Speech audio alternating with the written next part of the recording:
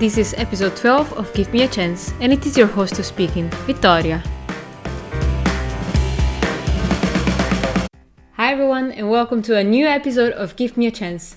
It is already March, and as it appears, we are still in a lockdown. So as we have nothing better to do, let's put our earphones on and let's listen to a new episode of this podcast. In the episode of today, we are going to go a little bit deeper into the story of Jaycee and how she got the chance to change her life. Going through a path of self-development, Jaycee managed to restore her strained relationship with her parents and in particular with her mother, and she got the chance to build up her own happiness. Let's get to know a little bit more about Jaycee. Hi Jaycee, how are you doing? Hi, how are you? Very good, thank you. Yourself? I'm doing well, thank you. How is it going with all your plans and your projects? Things have been really good.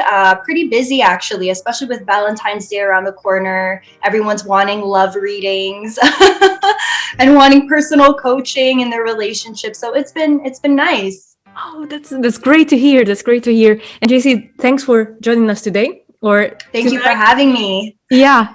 I'm really looking forward to our conversation and to hearing your story, as we discussed a few weeks ago. So can you maybe tell us a little bit something about yourself first? So my name is Jaycee Molina, and I represent the Mindful Awakening on Instagram and on YouTube. That's my personal brand. And I am a personal development coach and a tarot card reader. Oh, and have you always been attracted to personal development or tarot reading? You know, the personal development side kind of came along later on in life. And I didn't realize until well after what I was doing. Because as a kid, I was always into trying to help other people, being a good listener. I was always very solution-based growing up. And so now that I'm older, I'm able to put the label personal development coach onto that. And in terms of tarot card readings, my first experience was at 11 years old. And I started to awaken to my own spirituality, different modalities, different ways of experiencing an ascension. We got in contact with each other because talking about chances really resonated with both of us. And Yes. Can you please tell us something about the moment or the time in which you had the chance to change your life? So my journey has been a very interesting one. Growing up, I'm Filipino. Mm-hmm. I grew up in a very traditional Asian home, and there was a lot of pressure on me as a young child to make sure that I was producing good grades. I did not dishonor my family. I had a very regimented schedule, much like most Filipino families can probably attest to, most Asian families at least can attest to. It was really challenging for me to learn how to explore different aspects of myself, likes, interests, outside of just the traditional education that I was receiving, going to a Catholic school my whole life. We are very production-based as a community. We value hard work. We value making sure that we always do things to make our family proud. Dishonoring your family is a big no. And the way that we value success is usually through obtaining a university education and getting a full-time job immediately after graduation. And what kind of a job is it meant to be? So for Filipino people, it's nursing. And I was no exception. My parents definitely saw a future for me in that space. And I just did not. I really just did not. I tried my hardest to try to fulfill that dream that they had. What were the kind of things that attracted you when you were young? I was very creative when I was little. And not to say that they limited my creativity, but I think I was only allowed to explore within a limit. Okay. So when I say that, I mean, for a while, I discovered that I'm a very good writer. I really enjoy words. I enjoy communication. I think words have the ability to touch, move, and inspire people in so many ways if you pick the correct ones. And so at an early age, I thought I was going to be a journalist, but my parents did not see a future for me in that space.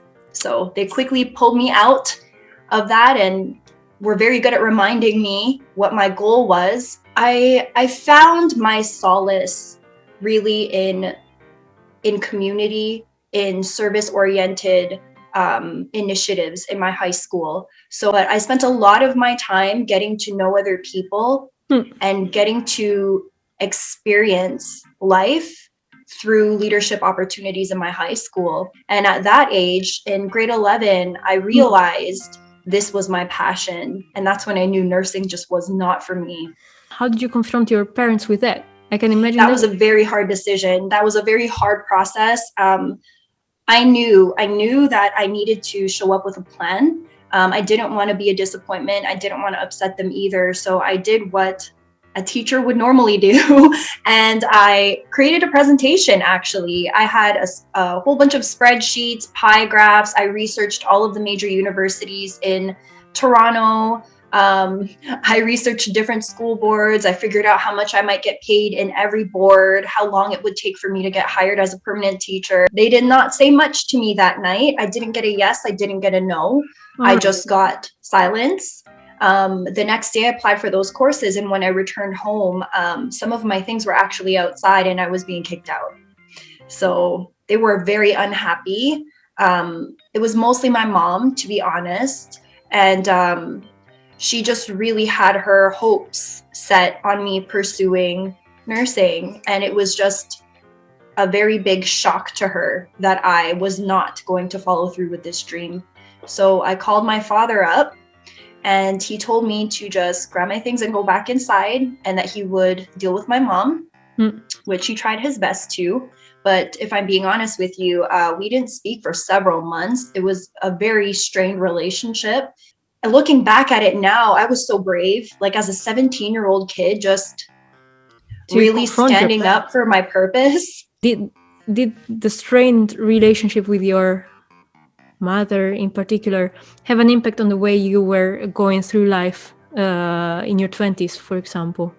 It definitely did. Eventually, as time went on, I realized I had gone through some really tough years. I got sick. I was actually a cancer patient for a while. I had cervical cancer. And I went through about 2 years of treatment in order to become cancer-free. But in the time that I was sick, what was showing up at that time was, how do I tell my family? You hadn't told anybody about that? I had told the person that I was seeing at the time. I told my boyfriend at the time. And he was an amazing support system for me. He really encouraged me to try to step forward and open myself up to my family, but there were just so many blocks in the way. And eventually, when I did finally get better, it took about 2.5 years, my relationship was still not okay. And I realized I need to work on this. And I didn't really know how. I really didn't know how until I met someone at a school event and he had told me about these personal development classes he had been taking. And he just suggested that I go to one of those open house nights. And on a whim, I went, and I really saw value in these courses. So the courses changed my life. It totally put me on a different trajectory altogether. And it gave me access to tools and methodologies that I could take in learning how to build a bridge in connection with the people I was not connected to, like my mom, like my dad. Yeah. Did going into this path help you restore the relationship with your mother, actually? It did. It took the entire weekend, a lot of crying. It's so funny because when you go to courses that really dive in deep into the human condition, you meet strangers, but you realize that strangers, we all go through the same thing. And I remember sitting on the floor during a break, and I called my mother up, determined to let her know that 15 years ago when I got kicked out, that was really the catalyst for me in withholding my love for her. And I was afraid she would get upset with me because obviously I was bringing up something very highly emotionally charged, but I took a chance anyway, just to let her know that I understood. In me being upset, I actually took away access for her to ever get to know me. And I remember that weekend, I received my first breakthrough. I was able to have that like honest, raw conversation with my mother, which eventually turned into a three-way conversation with my father. And the three of us were able to resolve a trauma that had taken place 15 years prior to that day. And we have never looked back since. My parents took the courses, and now we have the same language. We can speak from the same space. And now I talk to my mother every day. I love my mom. That is Yeah, I really do. news. That's fantastic that you could really restore your relationship with her. If you think about indeed the chance that you had to change your life and pick up again your relationship with your family, when do you think was the one moment in which things flipped for you?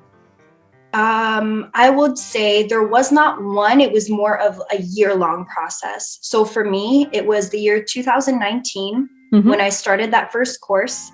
I made some goals for myself. I made a couple of declarations. There were 5. It was work on my health and fitness, because again, I was afraid of not getting a good result back in my follow-up for my cancer tests. Yeah. But it was to work on my health and my fitness, have a work-life balance, so not be so burnt out with my 9-to-5 job. It was to cut my debt down by more than half, open myself up to love, work on my relationship with my mom, and the final one was purchase a condo. And because of these classes I was taking that truly kept me in action all the time, I took 5 in 1 year, and every time I took a new one, it elevated me to a different level each time, so that I was knocking out these goals that I had declared without even recognizing I was doing what I said I was going to do. I forgot about that list, actually. So by the end of 2019, a friend of mine that I met at one of these classes became my realtor, and I bought a condo at the end of the year. Yeah. She actually reminded me of that list. She took a picture of it because she was in my first group, in the first course I ever took, and she had a picture of it, and she sent it to me after we secured this condo together. And I just couldn't believe it. You know, people say manifest your life as if it's some magical thing. And truly, the power of manifestation is in keeping yourself accountable to your word. It's not about some hocus pocus stuff. It really is about imagining what your life could look like if you knew that the universe really was supporting you, and then making those declarations and choosing to be in action through small things every single day that are in alignment with that thing. And it was inside of that space that I was able to accomplish all my goals, get this condo, lose 30 pounds, become cancer-free, have my mom back, get back together with my ex and experience love again. And I opened up a business. And if you look at this and you took so many steps and you've come a long way, is there something you wish for yourself looking ahead, or something you wish to make up for in the past years that you didn't have the chance to experience and you would really love to make up for again? That's a great question. You know what it is? Nowadays, it's having those hard conversations. It's having those, that is actually what I look forward to. I know it sounds not as fun to most people, but for me, it's like there's something so rewarding in being able to look a person virtually in the eyes that maybe you've had some issues with in the past, and be able to sit down and really express how you're feeling and why things happen that way.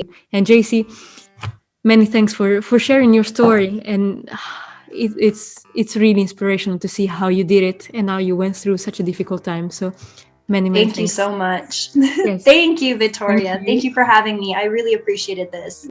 This was Jaycee's story.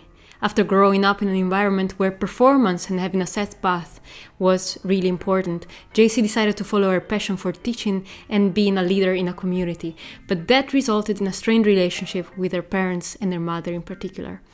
After following a self-development course, Jaycee finally managed to reconcile with her past, restore her relationship with her parents, and start to build up on her own future happiness. This is the end of this episode. Have you ever had the chance to change your life, or do you know anybody who has? Please get in contact with us and leave a comment here below. And if you have enjoyed this episode, do not forget to like and subscribe to this channel, and see you next time. Give me a chance, on your screen and in your ears.